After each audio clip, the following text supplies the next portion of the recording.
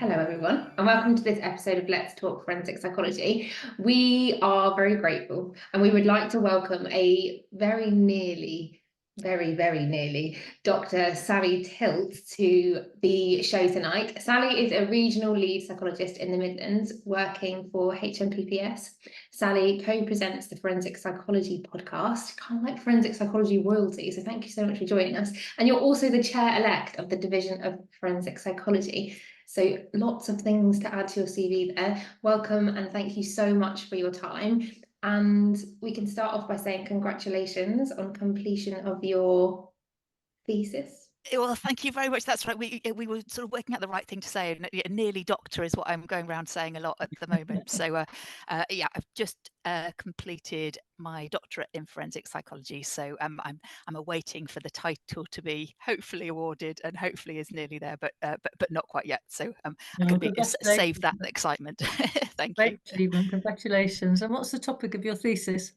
So my thesis is in short on computers in prison cells. So there's a small number of prisons across the country, about 15 at the moment, that have a computer in each person's room, in each person's cell. And when this started happening, and many years ago, actually about 2016, I was part of a small group at the sort of the very start when people were thinking about what should we put on these computers? And I suppose that really intrigued me. So if you have the question of if you could put a screen in front of 80,000, 85,000 people in prison, what would you put on that screen? What would be the best use of that screen to make the best use of someone's time within prison? So that sort of sparked my interest really, and that was what my thesis was exploring. So I was exploring the experience of living in a prison cell with a computer relative to living in a prison cell without a computer. So that was what I was researching. Shall I tell you the big news? Yes, please do. What is the experience? Well, really, in some ways, I think it's very relatable. I think of my time sort of over the past 30 years. Probably, I'm trying to think back when I first probably had access to a computer, and how my life has changed through access to the internet, and then through smartphones, being able to carry a computer about in my pocket, basically. And because of that, I can have autonomy over how to book holidays, how to bank, how to search for information. And so I was interested to see if those factors, which we know are important in people's success after leaving prison, and things like autonomy, things like agency, and things like belief in their control within the prison, whether those things were affected by having a computer in the prison that you were living in. And it looks like the answer is yes. So there was a relationship between how people use the computers. The more people used them, there was a relationship between that and feelings of well-being, and then also agency for desistance. So things going in the right direction for factors that we would be interested in hopefully providing during someone's time in prison. I mean, it looked like those things were affected by some of those other things that I've mentioned, some of the psychological factors of having control over your environment, so feeling that you can direct and manage things within prison, having connections with others, so feeling like you can connect better with both prison staff and also your friends and family outside prison. And then also something around feeling able to better manage your kind of well-being, I suppose, within prison, and through being able to sort of self-soothe and think that there's opportunities for growth within prison. And I guess, as I say, going back to the way I would use my smartphone or use my computer, there's lots of parallels really within those things that people are experiencing in prison, and the sort of way we're experiencing our lives outside prison. So big tick really. It looks like, yes, it is a really helpful thing if you put a screen in somebody's prison cell and let them have access to it. I should add as well that what people can access at the moment is not the internet. It's not like carrying a smartphone about in your pocket, but it does enable you to email your friends and family. It enables you to message your probation officer. It allows you to see sort of entertainment content, and it also enables you to sort of control things that are really important to people in prison, such as knowing how much money they've got in their prison a bank account, and being able to see their timetable, etc., things like that. So it does in a way. Sometimes some of the work that we do in psychology, it's possible afterwards to say, well, yeah, that's obvious. But actually, we all know that there's quite a few times that we do sort of experiments where we think things are obvious and then they don't actually turn out to be the case. So I was interested in finding out whether some of those things that were there, and it looked like they are. So yes, quite That's exciting. fascinating. Yeah, really interesting. And what was your route into forensic psychology then, talking about as a psychologist? How did you get into that job? Right. So I think we divide as forensic psychologists into those people who've been fascinated from sort of from childhood and have watched Prisoner Cell Block H, throughout life, and then those of us who sort of took a more haphazard route in, I suppose, and I definitely fall into the latter pot. So in a way, I think back to, it was dictated a bit by my A levels that I chose. I did English, biology, and maths, and I think if I hadn't put the English one in there, I might have been interested in doing medicine. But when I looked at it, actually, it fitted psychology, and I thought, well, maybe that'll be interesting. So I sort of fell into psychology, and neurophysiology was my first degree. So as a combined qualification. And then when I came out of my degree, I did some work experience in hospitals, in dementia wards, and in mental health settings, and also was offered some work experience at Long Lartin Prison. And I guess when I listen to any of your episodes, this is what there's always like a moment, isn't there, which is the sort of sliding doors moment. And that was my sliding doors moment into the prison service. So it wasn't something that I wanted to do from, the first sort of moment that I'd heard about prisons. It wasn't something I was fascinated in. I wasn't like a true crime aficionado. It was more that it just appealed to me, really. I thought there's some good work to be done there, some interesting work to be involved in. So that was my routine. And then once I joined the prison service as a psychological assistant, and then I became a trainee psychologist. I think I've heard you talk, Jerry, about that route into assistant psychologist before, because it's those of us who've been around for some time that remember that was a route. And now, and Emily, you might have heard of it now, sort of in more recent times, because it's come back around a little bit again, hasn't it? But it wasn't an option for a period. But. How did you get an opportunity to work at Long Lartin then? So in those days, interestingly, in the sense of what I then went on to study, I didn't have access to a computer at that point. And the reason I mention that is because I hand typed letters to all the prisons in the country. I think I did write it to every single one. And the one who wrote back was Monica Lloyd, who was at Long Lartin Prison. And so, yeah, Monica Lloyd, and I've had the opportunity to thank her since, because that was, she was, and I was living in London at the time, so I would drive one day a week out to Worcestershire to get some work experiences. Volunteer. Yes, that's right. Yeah, but it's so valuable, and I know lots of people watching will find that sort of first step of getting work experience and finding that pathway in the most tricky. Once you're in, people won't want to let you go. You'll be really valuable, but it's that first bit, isn't it, in finding some work experience, which is relevant. But there's no one way. I think that's the reassuring thing from watching your episodes before.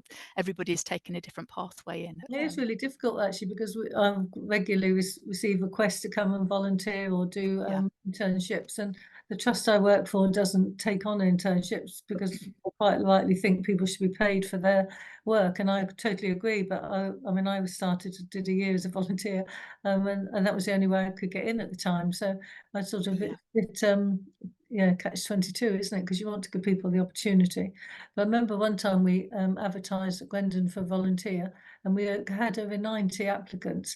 And of course, that was like 3 days' work screening them, because it was the same as a paid job. So we'd have to then screen them all, who's going to be interviewed, and it we just it's not feasible to do that. It is a pickle, isn't it? And that's the trickiest part, I think, isn't it? Once you've found your way through that bit. I don't know what you both say to people, but I often give advice to try kind of any settings which are sort of a bit similar to prison. So even like something which might look very different, like retail work, you're dealing with people, you're having to empathize with people, you're having to listen and talk to people.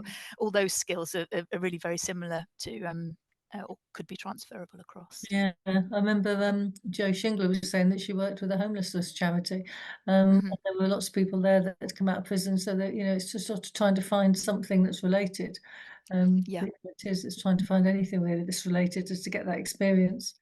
Yes, or watching Let's Talk Forensic Psychology is also Okay. you know, Jargon. yeah, a very helpful way of sort of finding out more about, you know, genuinely though, because it is a bit of a closed environment otherwise, isn't it? And it's hard to sort of hear from people who work in those settings. So it's Yeah. yeah, really helpful to have this channel. So thank you very much for saying that. So we talked about your route into psychology, and now we think about where you are now, and you are the incoming chair of the Division of Forensic Psychology. That's really exciting. It is really exciting, actually. It like feels an enormous privilege to hear you say that back, Emily. It does feel sort of you know, when I think back to that person on the word processor tapping away to all the prisons, you know, it would be nice to have known at that point that this might be coming. It's you know, it does feel a big privilege.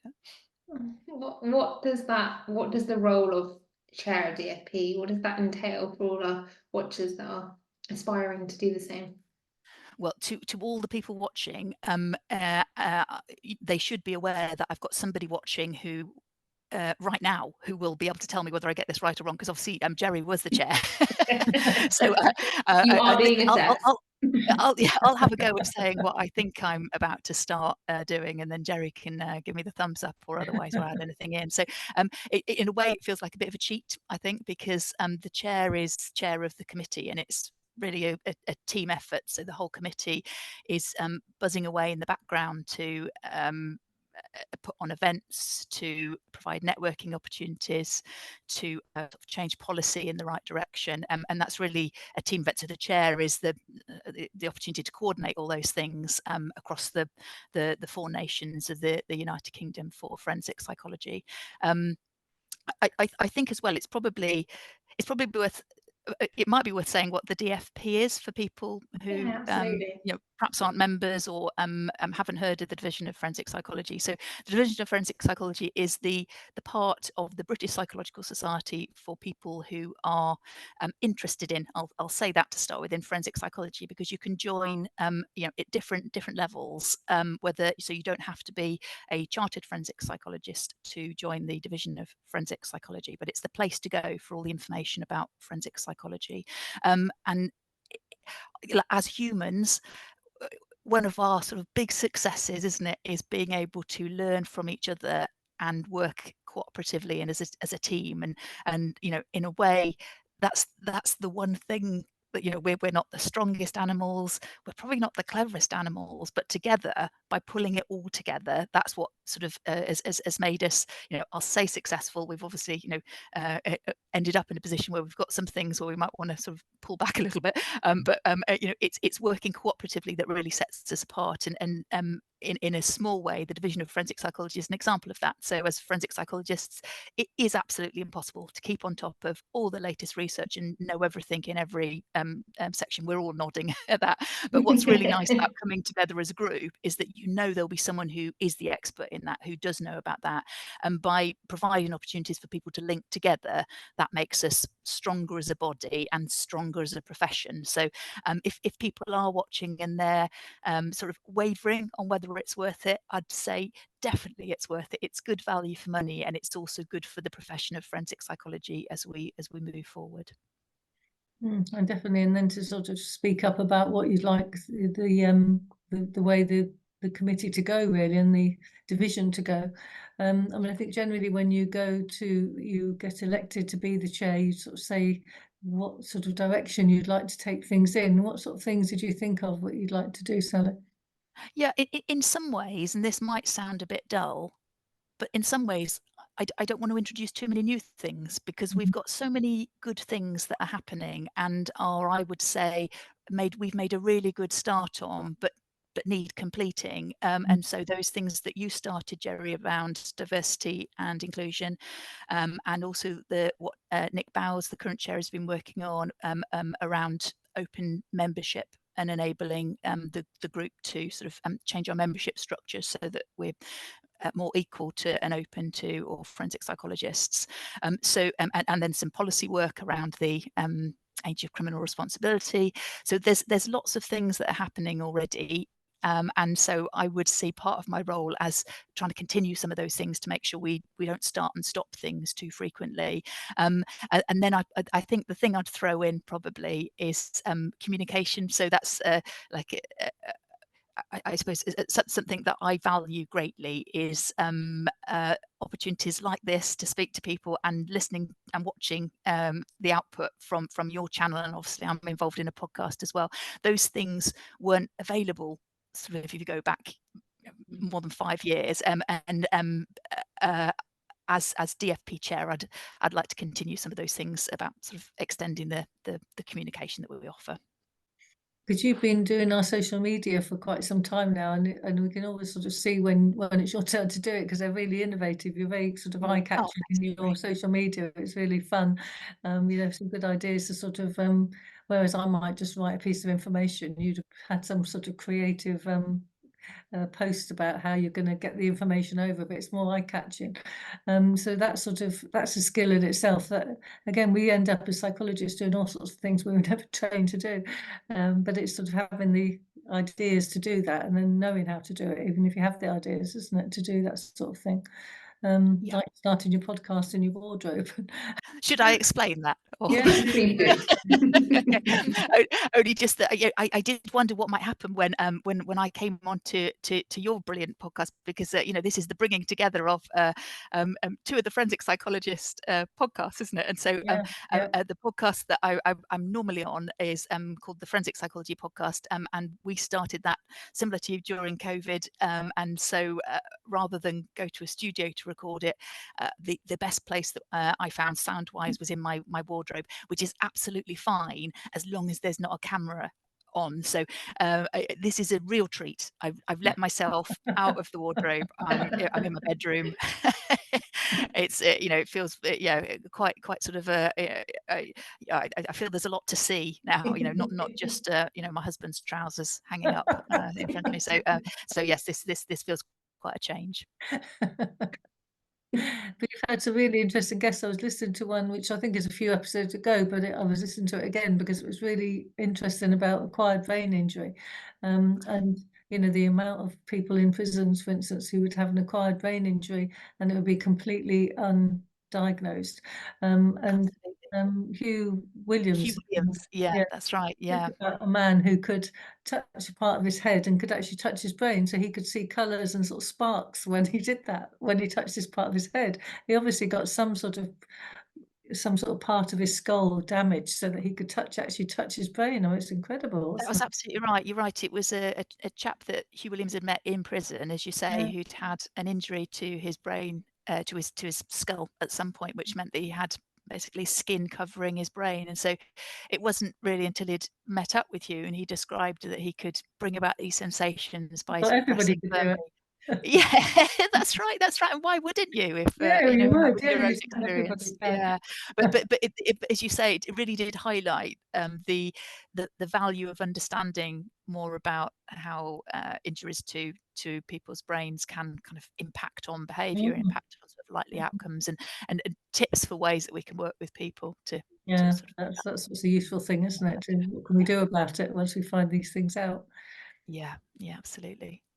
Just briefly back to the Division of Forensic Psychology then. So you do put on lots of events throughout the year, but there's sort of the big event in the calendar is the DFP conference. And we understand that this year the DFP is invading Cardiff. Is that correct? Absolutely. Yeah. And the Millennium Stadium, which was it was preparing for Taylor Swift because it thought that was going to be the big event of the year, and then it realised that the Division of Forensic Psychology was also coming. So Taylor has kindly agreed to sort of keep her dates separate, and we're going to take over the Millennium Stadium after Taylor Swift. And what sort of things are likely to be happening at the conference for those that have never had the joy of a conference at the DFP? And there are people that have not ever been to the DFP conference, and some of those people, Jerry, as well, when they will have been members for many years and have for one reason or another not had the opportunity to go. And so if those people are listening, or anyone who's been to the conference before, I just say, do you like being inspired by hearing the latest research from other forensic psychologists? Do you like environments that are friendly and not intimidating towards professionals? And do you like hearing things that you perhaps wouldn't get the chance to hear about in your normal work environment? And if the answer to any or all three of those is yes, then the DFP conference is the place to be.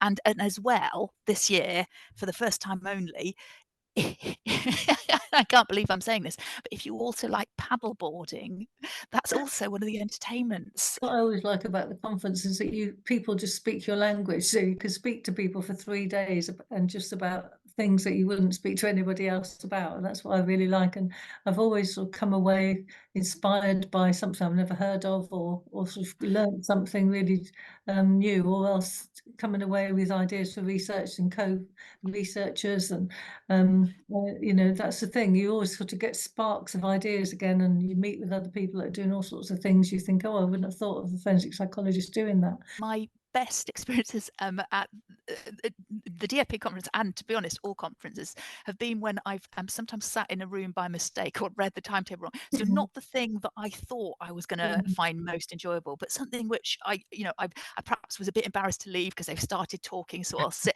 and then before I know it, it's fantastic. And that's the brilliant thing about conferences, that it exposes you to things that perhaps you wouldn't have picked up the paper to read, or wouldn't have sought out the person to find out more about their work otherwise. What about someone who might be watching now and thinking, I absolutely want to go, I am hooked, however the tickets are quite expensive? Are there options for people to have bursaries or think about just going for one day? Is that an option for people?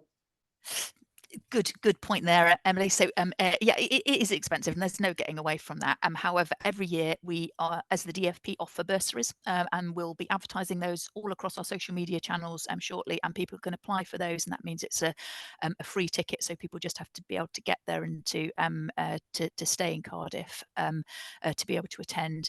There are also, as you say, sort of day options, so that gives people the opportunity to attend on that basis, and there are opportunities as well for student reduced rates, and if you're a member of the DFP, the rate is reduced as well. So all the prices and the information, registration is open, and you can find that on the DFP website. And the other thing I guess to mention as well, Emily, that we've not mentioned is submissions. So if you've done any research recently and you're wondering whether this is the right place to present it, or whether other people will be interested in hearing it, just definitely go for it. Please do. If you're watching this and you're wondering, you're wavering about whether to put a submission in, please do it. So submissions for papers close on the 31st of March. And then if you're thinking of doing a poster, you've got a little bit longer until the 17th of May. So those are the dates to put in your diary. If you're anything like me, put in a date 2 weeks beforehand. And then that means that you're not quite up against it for the deadline. But yeah, do feel empowered to do that. You won't regret it, and it's a great chance to share all that important research that you've done with other people. And we'll also have an event celebrating the trainees that have qualified, including the lovely Emily Jones. Yes, of course, Emily, you come into that bracket, don't you? Because we've not had one for a little bit, so you're going to fall into that. So, and also we have awards that will be coming on again on the website quite soon. So do nominate people you work for or with, for the work they do, because it's really important to celebrate the work forensic psychologists do. So have a look and see what awards you could put people forward for. It's a fairly straightforward process. So have a look on the website. We should be putting that up in the next few days. So by the time this goes out, hopefully that'll be open. And that also comes with opportunities to attend the conference as well. So if you're watching this and you think you deserve it, give a friend a nudge. And that's the regional lead then for psychology in the Midlands, Sally. How do you how do you recruit people? Because again, that's another thing I often get asked. There's not a specific time of year, but if people go to justice.gov.uk and to the jobs@justice.gov.uk, all of the jobs in the prison service are available there, and you can set up an alert to tell you when the next advert will be for trainee forensic psychologists. And the recruitment campaigns happen nationally, and then people are allocated to a region which works for them and that they can get to. So yeah, good point, Jerry. And we if you are listening and you are thinking about it, I would say this, but it's a great place to work. So I was wondering what sort of episodes you've got coming up with your podcast. What can we look forward to? Oh, that's very kind of you to ask. It's a bit like, healthy sort of a cross-pollination, isn't it, between the podcasts? So we're in series 3 we're in series 3 at the moment, and so the episodes that are coming up on this series are episode on the power threat meaning framework. We've got another episode looking at forensic psychologists working in the courts, when we're going to be talking to a barrister and a forensic psychologist together, and also an episode I'm really looking forward to on prison officer welfare, so supporting staff who work in prisons, and an incident management episode as well. So how we as psychologists are involved when things go wrong in prisons and there's incidents that need to be managed. And I guess as well, if it's all right to mention another output that is myself and Kerensa Hocken, who's the colleague that I do the forensic psychology podcast with, and we also do a program called Behind the Crime on Radio 4, and we're just recording another series of episodes to go out, I think, in April, which will be on Radio 4, and those are available on BBC Sounds as well. Excellent. Always important to say the S on sounds, isn't it? BBC Sounds. Sally, that's so cool. That is a really cool thing that you're doing. That's amazing. Thanks, Emily.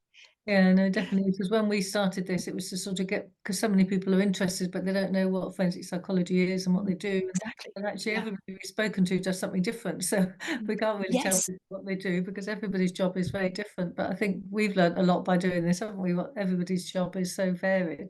But it is people want to know, and they don't get the opportunity unless somebody, they can just listen to it on a podcast. It's useful, isn't it? It is. It's the prison going directly into our ears, isn't it? Maybe the question that everyone will want to know is, do you still record from your wardrobe? Sometimes I let myself out, if I'm honest now. Particularly in the summer, it just got so hot. I would be down there, I'd be in a vest and shorts, and I'd still be having to take a break in the middle. So it's not the most air conditioned of places to pick, but I don't know if you find this as well, but there's often not a perfect place. So there's some sheep that live just sort of quite near our house, and they're really noisy. Surprisingly, I didn't realise just how loud sheep are. So yeah, finding a place where the sheep aren't involved in the podcast. We also, and some people might have noticed, but there's often a cat noise that makes its way into the podcast, which is at Kerensa's end. Yeah.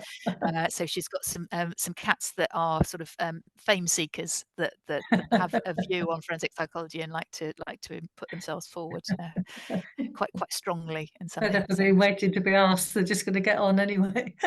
Exactly so. It's usually when they think, perhaps I've been going on a bit too much, they'll hop in with a bit of a not the thesis again. That's right. Everyone knows not to ask you that now, Jerry. I think it's that's how you've lived it for so long. Of course, you're going to want to share it. And that is something I've never heard anybody researching that. And I wonder what the sort of public's view of people having a computer in their cell would be, actually, because people have all sorts of responses to what people have in prison, and And so Victoria Knight has done some really interesting research on that to ask the public what they think about having prisoners having access, and actually it's people like the idea that people would have access to something that is rehabilitative. There's a question mark about the luxury bit of it, and so I think what that says is that we should be really sure what we do put on that screen in front of 85,000 people, so that we're really careful with what we choose, and so it's the right thing for the people who are watching it, and it's also sort of publicly acceptable as well. So there's lots of considerations. I'd just love to see, you know, where we are in 10 years' time in this, because all around the world people are testing different things out in different criminal justice systems with slightly different approaches, and, you know, with slightly different priorities. And so it'd be really interesting to see where we land, and yeah, see what the technology of the future looks like. But just wait and see. Yeah. I mean, we've been interviewing people for jobs, and one of the jobs, the people that have been doing this job so far have been working in the community online, and they said, "Oh, can we do it online?" And we're like, "Well, we haven't got the facilities for someone to have in-cell therapy." But I just wonder how far away that is, really. You know, is that going to be years away, or will that never happen? But it's, you know, it's interesting that they thought that they could do that. Yeah, I mean, if you go back to pre-COVID, the idea of people having video visits seemed a very long way off, didn't it? And suddenly, look where we are. Even it's hard to believe just how recent the smartphone is. I keep going back to that because, I grew up with a phone that was attached to the wall, and all my conversations took place within earshot of my family. Yeah, exactly. And, go away, so on on the phone, but they can't help it because it's just at the side of the lounge. Whereas, so it's inconceivable the difference that technology has made sort of in the last kind of 30 odd years or so. And so I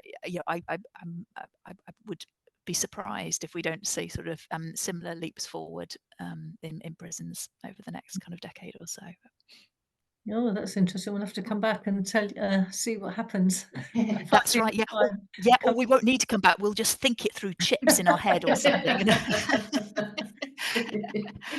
Oh, who knows? So, Sally, thank you. Well, very nearly, Dr. Sally Till. Thank you so much for coming on and talking to us about your route into psychology, about your position in the Division of Forensic Psychology, about the conference, and about your wonderful podcast. It's been absolutely wonderful having you. And we look forward to seeing you on the Cardiff Bay in July. Yes, exactly. Well, thank you so much for inviting me. It's been lovely to have a chat. Thank you. And all that leaves us left to say is, let's talk forensic psychology.